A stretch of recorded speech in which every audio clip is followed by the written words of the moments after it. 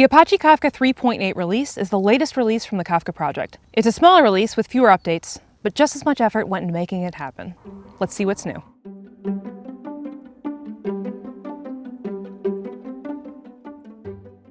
We'll start with updates from Kafka Core.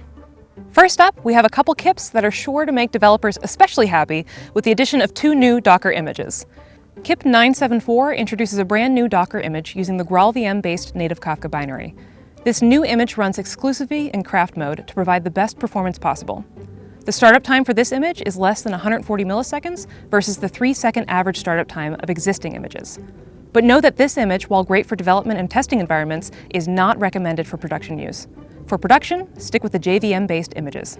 Speaking of GraalVM-based images, another Docker image comes with the addition of KIP 1028. It specifically introduces a Docker official image based on the existing GraalVM image. You may be wondering how KIP 1028 is different from the image introduced by KIP 975 in Kafka version 3.7. This image, while also based on the GraalVM image, will be built and maintained by Docker community. It will also be listed alongside other official images on the Docker Hub for more widespread distribution to developers. A bonus as part of this release is that the work that was done for KIP 848, the new, more efficient consumer rebalance protocol, is now in preview. This KIP takes a lot of the complexity of the rebalance protocol from the consumer and moves it to the consumer group coordinator. Check out the release notes for more details on how to enable this new feature. KIP 719 is important for what it removes, not adds. With this KIP, the last references to the log4j appender have been removed from the project, and log4j has finally been deprecated in favor of log4j2. It upgrades a few final tools, such as Trogdor and Shell. KIP 390 expands on the existing compression functionality in Kafka. When compressing data, there's always a trade-off between the running time of the compression algorithm and the resulting compressed size. Even though a number of compression algorithms have a notion of compression level to optimize between these trade-offs, Kafka has never supported it and instead provided a default compression level. With KIP 390, users now have the ability to change the compression level for gzip, zstd, and lz4 with new producer configurations. Snappy does not have a level and will remain unchanged.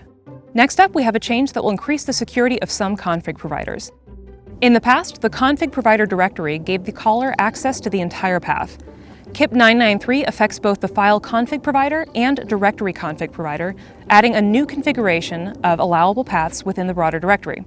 Any attempts by the caller to access a subpath that isn't allowed will result in an error. KIP 1036 expands on the RecordDeserializationException that was previously introduced as part of KIP 334.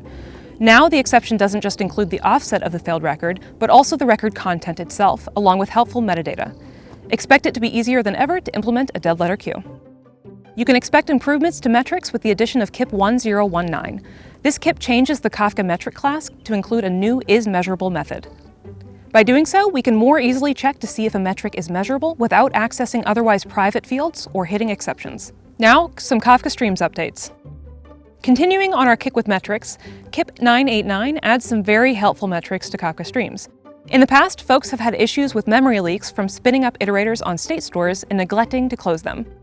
These new metrics will make it easier than ever to monitor state stores and track down pesky memory leaks. Next up, KIP 924 gives users more control over task assignment in Kafka Streams. For some background, KIP 441 introduced a new task assigner called the High Availability Task Assigner, which prioritized the availability of stateful tasks over stickiness. But some people prefer the original sticky task assigner. So with the addition of KIP 924, users now have the ability to set the task assigner or even implement their own using task assigner class. In addition, the existing internal task assigner class configuration has been deprecated. For our last Kafka Streams update, we have KIP 813. In Kafka Streams, when you map a Kafka topic to a state store, it creates an underlying changelog topic to back the state store. However, for large topics or topics whose data might partially exist in, say, tiered storage, this is unruly and results in a lot of duplicated data. KIP 813 adds the notion of a read-only state store configuration that will load topic data without the creation of a changelog topic. Instead, to still get fault tolerance, the source topic itself serves as the changelog topic. Keep in mind that this functionality has been indirectly available via the DSL with builder table and source topic optimization enabled.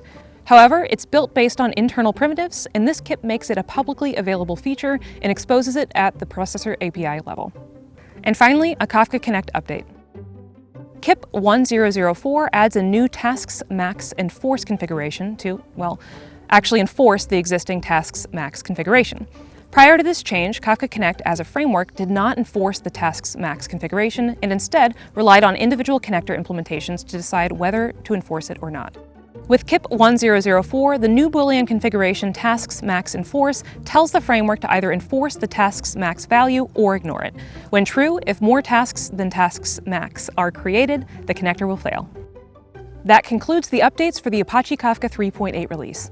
For more detailed information on these KIPs, head over to the Confluent blog or check out the release notes. And as always, I can't wait to see what you build.